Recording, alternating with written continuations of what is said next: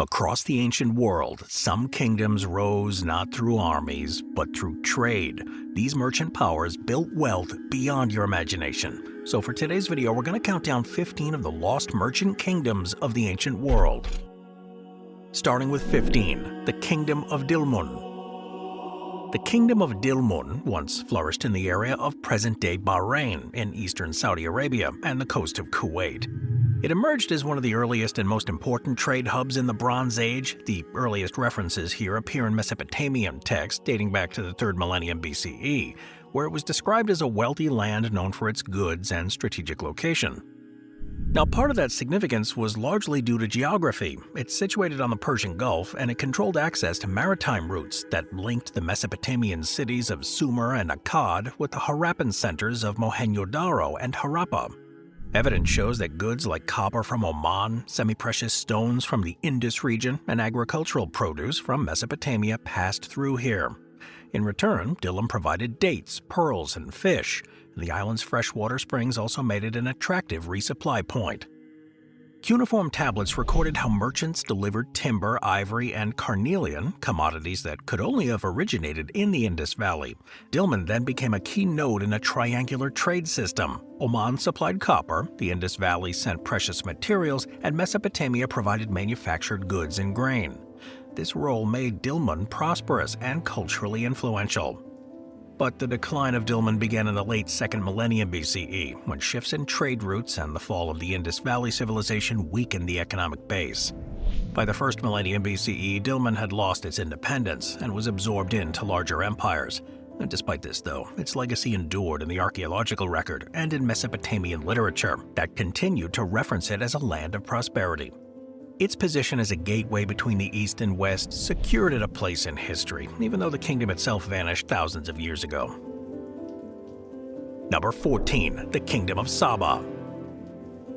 The Kingdom of Saba, located in modern-day Yemen, is often associated with the legendary Queen of Sheba, but its historical importance lies in its role as a merchant kingdom. Prosperous between the 8th century BCE and the 3rd century CE, Saba controlled vital trade routes that linked the Arabian Peninsula with the Mediterranean, Africa, and South Asia. Its economy revolved around the export of frankincense and myrrh, two aromatic resins that were in extraordinary demand across the ancient world. The construction of the Great Marib Dam, one of the most impressive feats of hydraulic engineering in antiquity, allowed the kingdom to control and maximize the agricultural potential of an otherwise arid environment. The incense trade made Saba one of the wealthiest states of its time. Caravans of camels transported frankincense and myrrh harvested in southern Arabia and present-day Oman northward through the desert. Biblical, Greek, and Roman sources all confirm the value placed on these Arabian incenses, used in temples, burials, and domestic rituals. For example, Roman writers like Pliny the Elder describe the immense profits generated by the trade and the great lengths Rome went to secure access to it. Saba maintained close contacts with neighboring powers. It had ties to the Kingdom of Aksum in Ethiopia, the Nabataeans in modern Jordan, and even the Ptolemaic and Roman states. These connections ensured that Saba was integrated into the broader network of Mediterranean and Near Eastern trade. At times, Saba did exert some military influence too, launching expeditions to protect or extend its caravan routes. The decline of Saba, though, began around the 3rd century CE, when rival South Arabian kingdoms like the Himyar rose to prominence and competed for dominance of the incense trade. At the same time, maritime routes across the Red Sea and Indian Ocean became more favorable, reducing reliance on overland caravan networks, and by the 6th century CE, Saba had largely lost its independence, falling under the sway of the Himyarites and eventually the Aksumites. The kingdom's memory, though, did live on in biblical and classical texts, ensuring that its commercial and cultural impact would not be forgotten, even after its political power had faded. Number 13, the Nabataean Kingdom. The Nabataean Kingdom, centered in the city of Petra in present-day Jordan, is one of the most amazing examples of a merchant civilization whose prosperity and power were built on trade.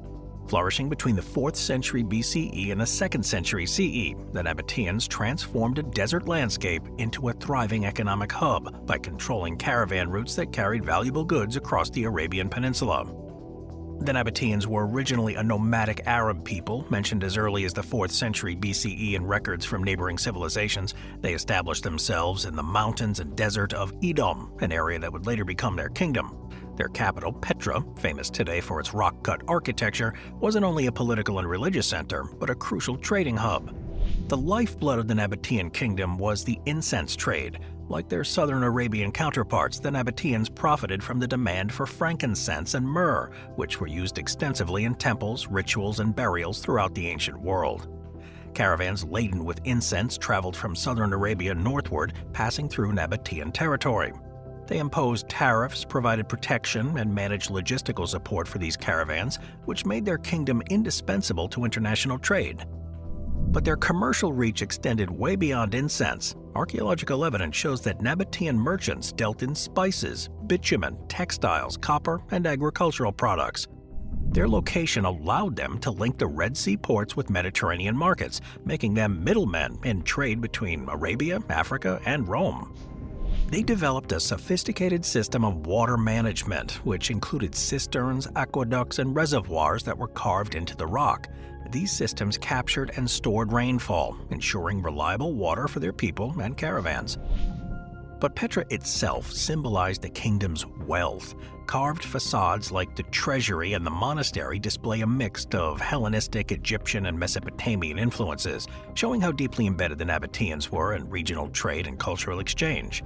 Temples, tombs, and theaters within Petra illustrate both the wealth of the elite and the cosmopolitan nature of their society.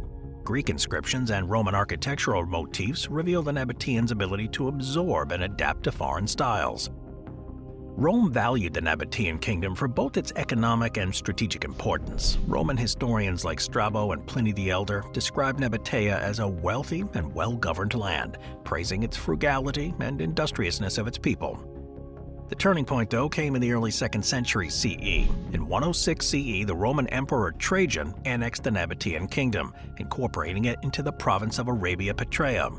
This marked the end of the Nabataean political independence, but not their influence with culture. Under Roman rule, Petra continued to flourish for a time, and caravan routes remained active. But the increasing importance of maritime trade across the Red Sea gradually reduced the role of overland caravans. By the late antiquity, Petra's importance had waned. The Nabataean language and script, however, left a lasting legacy. Nabataean Aramaic evolved into the Arabic script used today across the Middle East. The Nabataeans show how a people could transform geography into an opportunity. By mastering water in the desert and leveraging their strategic position, they became one of the wealthiest merchant kingdoms of the ancient world. Number 12. The Kingdom of Palmyra. The Kingdom of Palmyra, centered in the city of the same name in present-day Syria, was one of the most remarkable merchant states of the ancient world. It flourished as a caravan city, a cultural melting pot, and for a brief period in the 3rd century CE, an independent kingdom powerful enough to challenge Rome itself. Palmyra's origins go back to the Bronze Age, when the oasis first became a stopover for caravans traveling across the Syrian steppe. Its Aramaic name, Tadmor, appears in ancient records from the 2nd millennium BCE, and it remained a small settlement until the Roman period.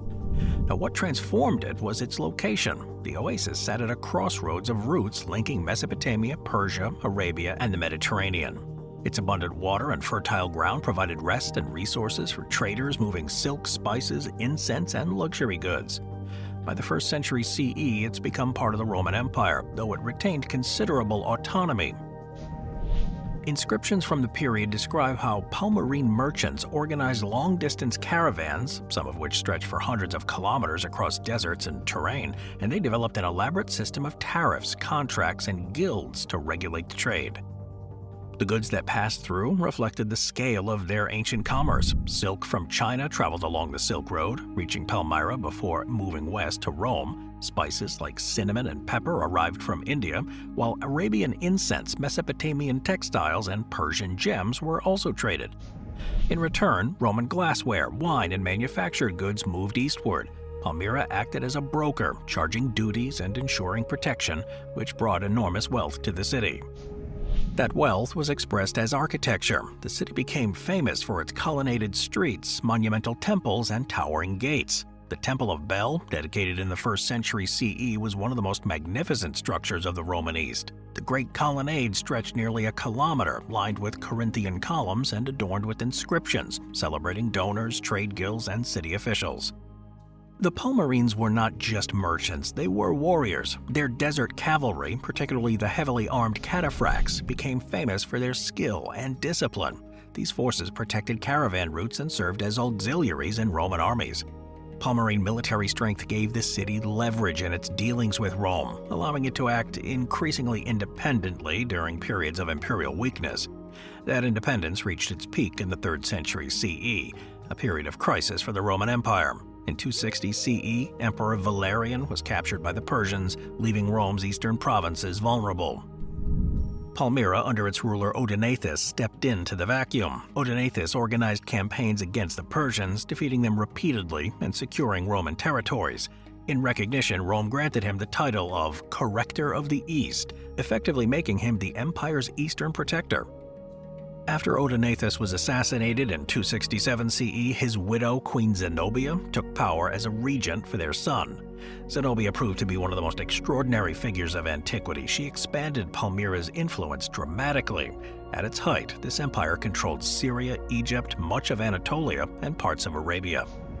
Rome, however, could not tolerate any challenge. In 272 CE, Emperor Aurelian launched his campaign to reclaim the East. Despite Palmyra's formidable defenses and army, Rome's legions defeated Zenobia's forces at the Battle of Emesa, and again in Palmyra itself. Zenobia attempted to flee east to seek Persian support but was captured. She was taken to Rome, where ancient sources disagree on her fate. Some say she was paraded in Aurelian's triumph and lived out her life in comfort, while others suggest a harsher end. Well, despite its fall, its legacy remains. Its merchants linked Rome to Persia, India, and China, making it one of the most globally connected cities in antiquity. Number 11. The Kingdom of Ugarit. The Kingdom of Ugarit, situated on the Mediterranean coast of modern-day Syria, is one of the most influential merchant kingdoms in the Late Bronze Age. Between roughly 1450 and 1200 BCE, Ugarit became a hub for maritime trade. Its prosperity relied on its ability to connect empires. Egypt, the Hittites, Mesopotamia, and Cyprus through the thriving port system and sophisticated mercantile system. Its harbor allowed ships to sail directly to Cyprus, Crete, and the Aegean, while inland routes connected it to Mesopotamia and Anatolia. That geographic advantage transformed Ugarit into a meeting place for merchants from across the ancient Near East. Discoveries at the site of Ras Shamra, where Ugarit's ruins were uncovered in 1928, showed palaces, temples, warehouses, and archives that show the scale of its commercial significance. Trade formed the lifeblood of Ugarit. The city exported timber from nearby mountains, olive oil, wine, and agricultural produce, and in return it imported copper from Cyprus, tin from Anatolia, luxury textiles, ivory, and even precious metals. Shipwrecks like the Uluburun, discovered off the coast of Turkey and dating to the 14th century BCE, show the scale of their trade. The cargo contained copper ingots, tin, glass, ivory, and exotic goods, many of which passed through their trade networks. Archaeologists uncovered thousands of clay tablets inscribed in multiple languages here, including Akkadian, Egyptian, Hittite, Hurrian, and Ugaritic. These archives contain diplomatic correspondence, trade contracts, treaties, and religious texts. The script influenced later alphabet systems, including Phoenician, which in turn shaped Greek and Latin alphabets. Their prosperity, however, was not to last. Around 1200 BCE, the Eastern Mediterranean world experienced a wave of destruction and upheaval, often referred to as the Bronze Age collapse. A combination of natural disasters, internal revolts, shifting trade routes, and invasions by the so-called Sea Peoples led to the downfall of many powerful states. The fall of Ugarit marked the end of a remarkable era of international trade and diplomacy. They show how a relatively small kingdom could achieve global significance by mastering trade and cultural exchange. When those networks collapsed, so too did Ugarit, but for centuries, it stood at the heart of Mediterranean commerce, a lost merchant kingdom whose innovations continue to influence our understanding of ancient history. Number 10. The Phoenician city-states, Tyre, Sidon, and Byblos. While many ancient merchant kingdoms were defined by single capitals or dynasties, the Phoenicians do stand out as a network of city-states that collectively dominated Mediterranean commerce for centuries. Tyre, Sidon, and Byblos, located along the coast of present-day Lebanon, were the most prominent. Together, from around 1500 BCE to 500 BCE, they established colonies, developed trade routes, and spread culture that reshaped the ancient world. The Phoenicians inherited a tradition of maritime trade from their Canaanite predecessors. Their cities were situated on narrow strips of land backed by mountains, which encouraged them to look outward toward the sea. Timber from the famous cedars of Lebanon was their earliest and most valuable resource. Egyptian pharaohs prized cedar wood for shipbuilding, construction, and ritual purposes. Byblos is one of the oldest continually inhabited cities. It became the early center of trade with Egypt. Its very name gave rise to the Greek word for book, biblion, showing its later role in transmitting the alphabet. Byblos exported timber, papyrus, and luxury goods while importing gold, alabaster, and grain.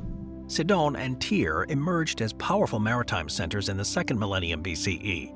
Sidon was known for its glass production, while Tyre became famous for producing purple dye extracted from murex shellfish. The dye industry alone generated immense wealth, allowing Tyre to rise as the leading Phoenician city. The Phoenicians were master shipbuilders and sailors. They developed advanced galleys capable of long-distance voyages, navigating by stars and coastal landmarks. Their ships carried timber, wine, olive oil, textiles, glass, and metal goods across the Mediterranean. And in return, they imported silver from Spain, tin from Britain, and luxury items from North Africa and beyond. The Phoenicians weren't only traders but colonizers, establishing outposts to support their network. The most famous of these was Carthage, founded by settlers from Tyre around the 9th century BCE. Carthage itself would later become an empire, but its origins lay in Phoenician merchant expansion. Politically, Phoenician city-states were never unified into a single empire. Instead, they operated as independent kingdoms that cooperated and competed depending on circumstances. This independence allowed them to adapt quickly, but also left them vulnerable to larger empires. Yet the Phoenicians often retained autonomy in exchange for tribute, valued for their naval skills and commercial expertise. But the decline of the Phoenician city-states came gradually. Assyrian and Babylonian invasions weakened their independence, and the rise of Carthage shifted the center of Phoenician influence westward. By the time of Alexander the Great in the 4th century BCE, Tyre was besieged and conquered after a legendary 7-month assault. The city was rebuilt, but its dominance had passed.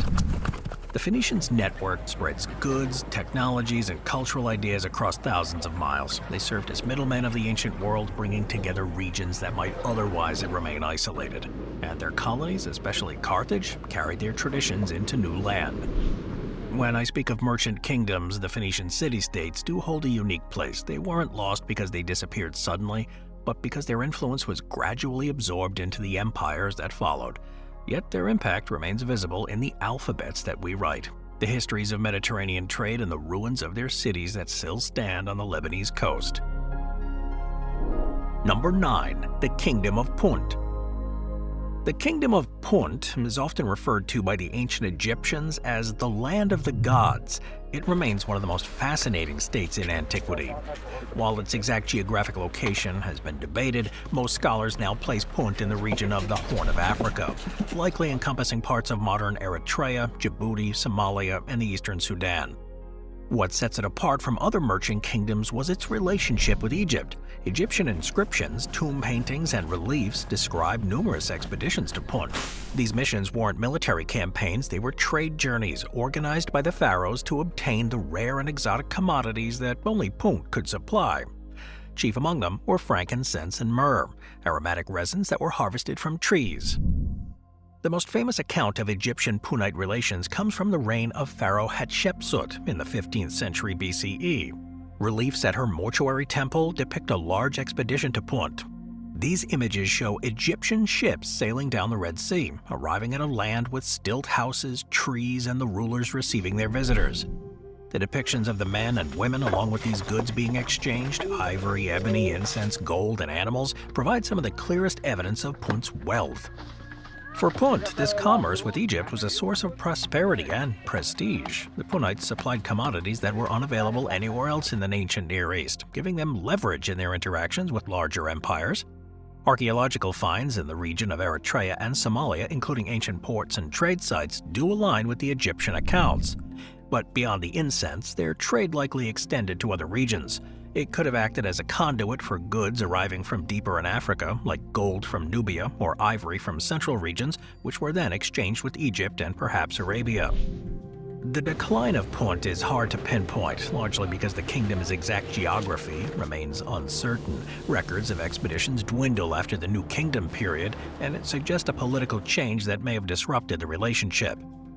It is possible that shifts in Egyptian priorities, combined with the rise of Arabian incense trade, reduced Punt's role. Nevertheless, Punt's legacy lives on. It's a supplier of sacred commodities. The incense and myrrh it exported influenced not only Egyptian religion, but the broader Mediterranean and Near Eastern worlds. Linguistic and genetic studies do hint at some long-standing connections between the Horn of Africa and Egypt. While many details remain uncertain, the evidence is clear that Punt was a powerful merchant kingdom whose control of incense made it indispensable to ancient religion and trade. Number 8. The Kingdom of Magan. The Kingdom of Magan, located in what is today Oman and parts of the United Arab Emirates, flourished during the 3rd and 2nd millennia BCE. While not as widely known as Mesopotamia or Egypt, Magan was a critical partner in the Bronze Age commerce, linking the Gulf, Mesopotamia, and the Indus Valley. Its ports, mines, and ships made it an indispensable merchant kingdom at the dawn of urban civilization.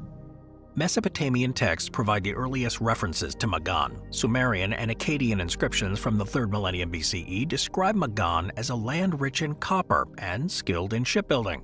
Copper was the essential ingredient of bronze, the alloy that defined the Bronze Age.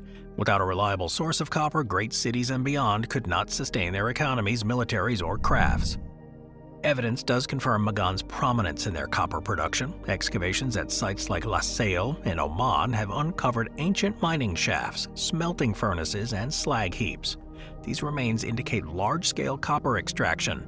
Ingots of Omani copper, standardized in shape and weight, have been found in Mesopotamia sites.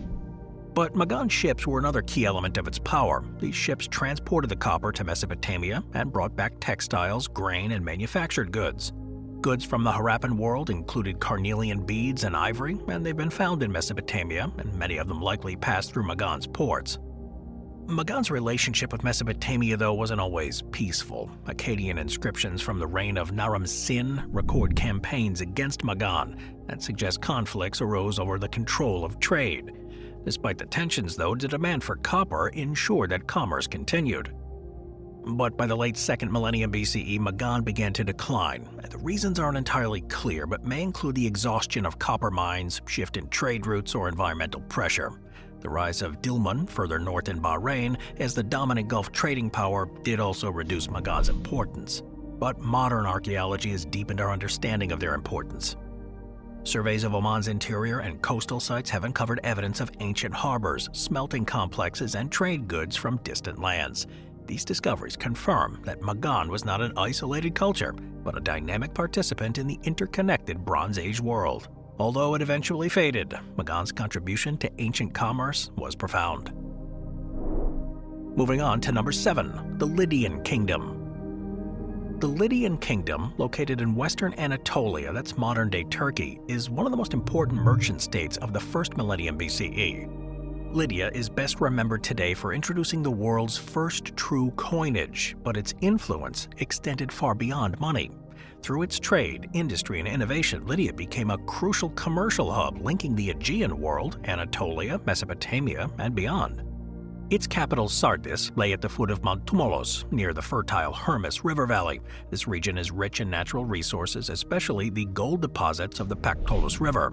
This abundance of precious metal gave Lydia the wealth and leverage to dominate regional trade. And moreover, the location along inland routes connected the Aegean coast with central Anatolia and Mesopotamia. The most revolutionary contribution of Lydia to the world commerce was the invention of coinage.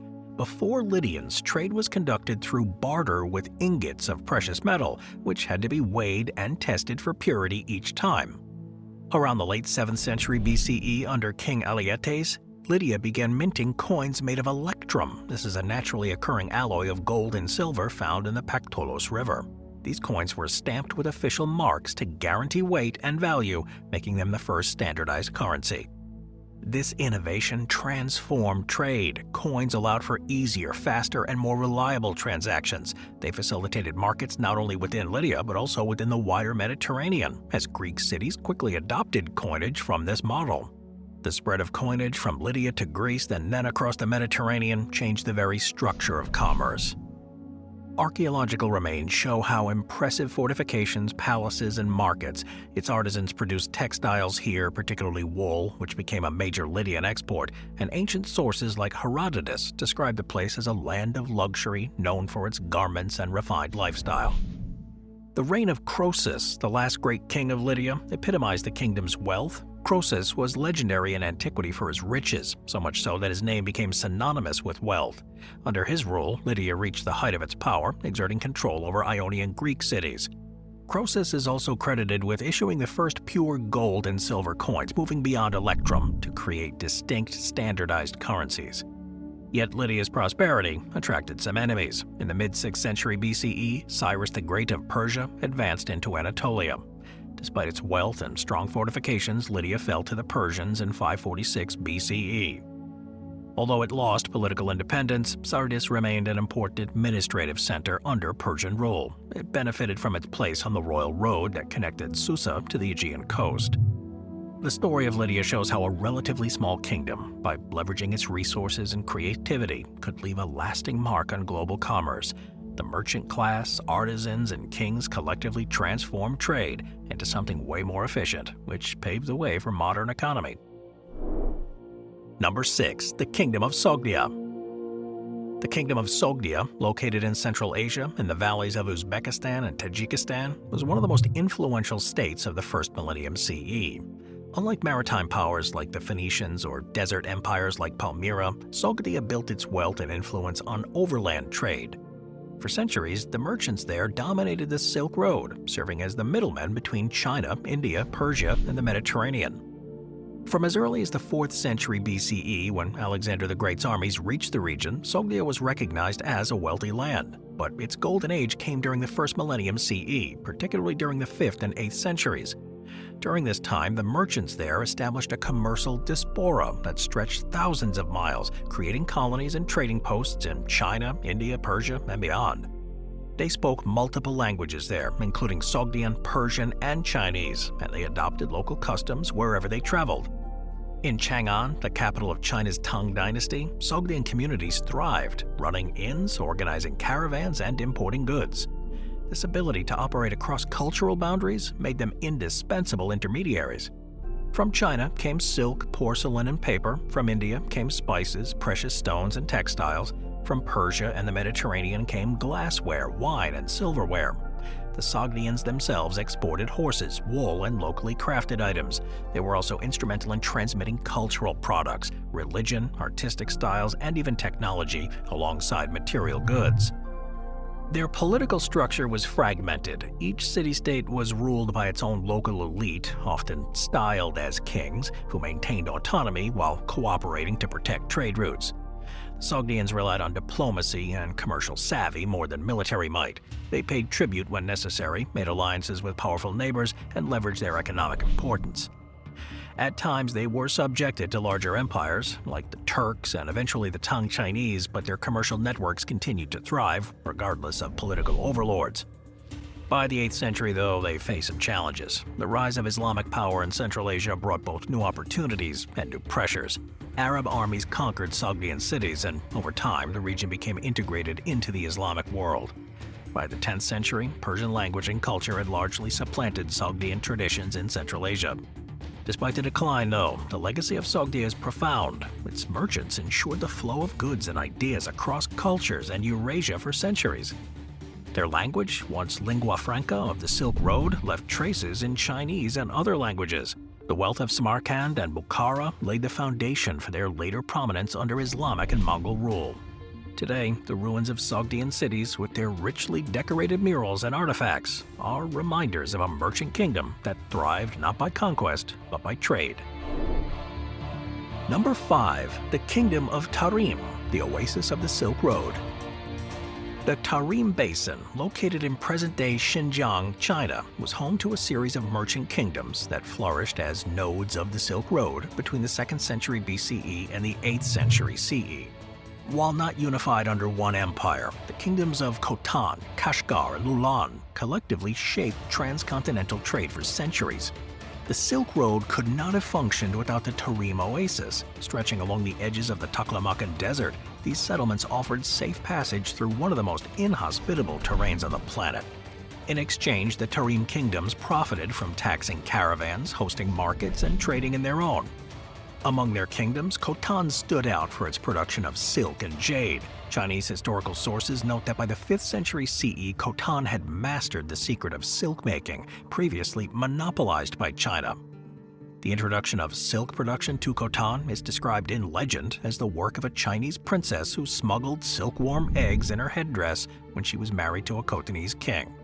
Whether the story or not is literal, archaeological evidence confirms that Khotan became a major silk-producing center. Kashgar, located on the western edge of the basin, served as a gateway between Central Asia and China. It became a cosmopolitan hub where Indian, Persian, and Chinese merchants mingled. Kashgar's importance continued for centuries, long after other Tarim kingdoms declined, because of its position where northern and southern Silk Road routes converged. Lulan, situated on the eastern edge of the desert, shows both the opportunities and fragility of these kingdoms. They flourished in the early centuries CE. It thrived on the Silk Road traffic, but eventually collapsed as trade routes shifted and environmental changes reduced the water supplies there.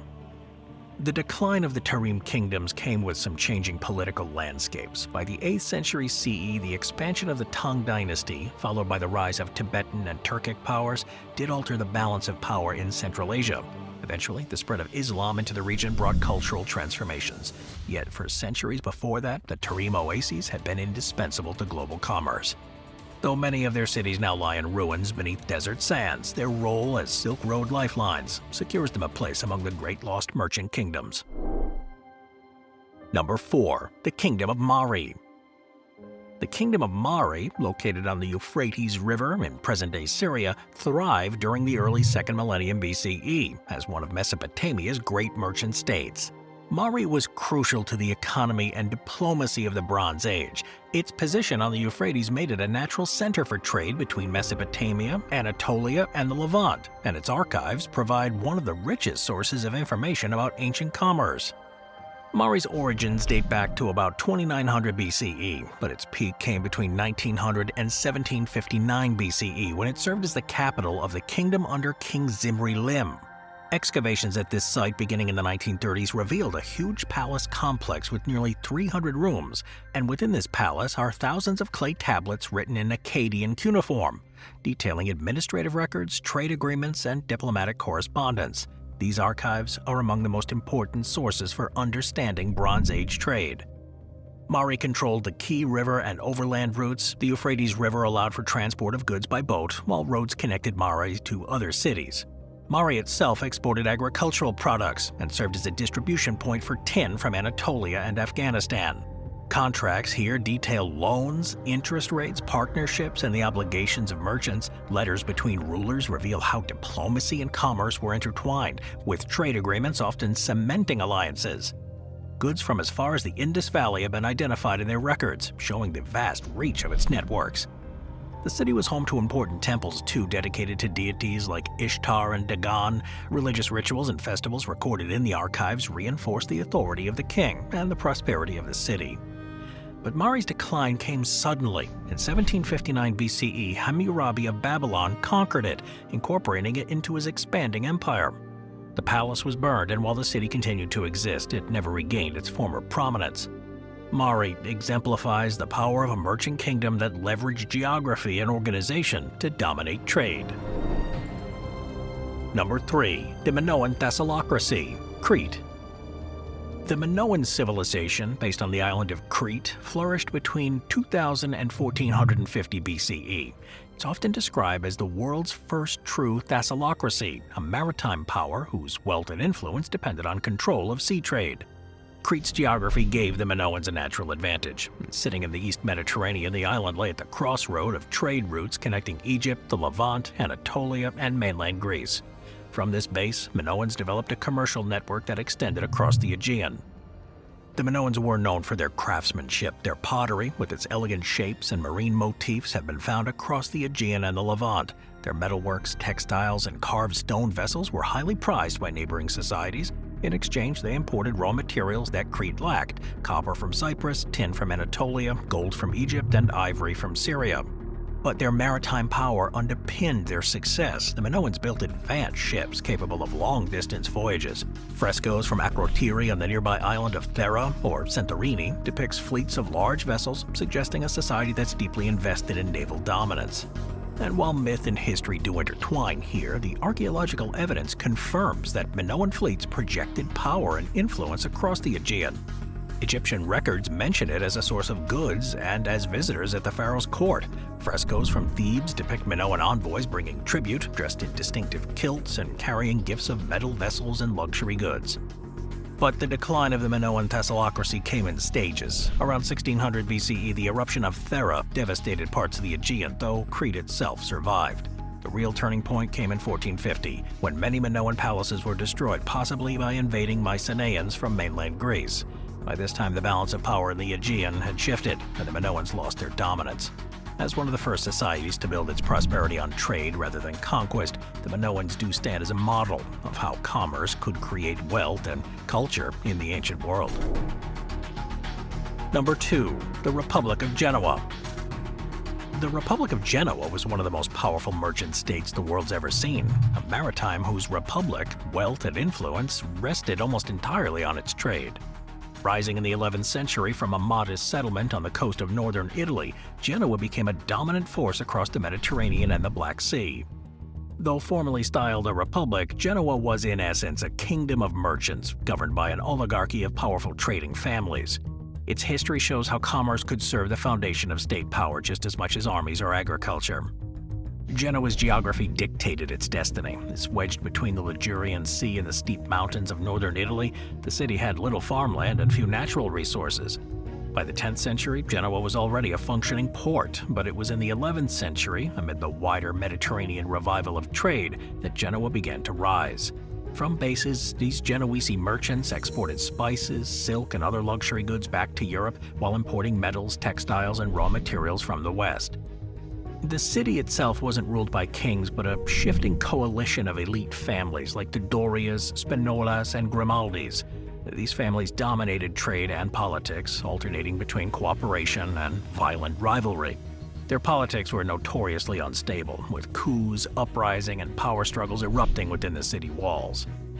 The rivalry with Venice, though, defined Genoa's history for centuries. Both cities were maritime republics built on commerce, and both sought dominance over the Mediterranean trade. The War of Chioggia, 1378–81, was the climatic confrontation in which Genoa nearly crushed Venice, but was ultimately defeated. It was after this loss Venice gained the upper hand in the eastern Mediterranean, though Genoa remained powerful in the west and in the Black Sea.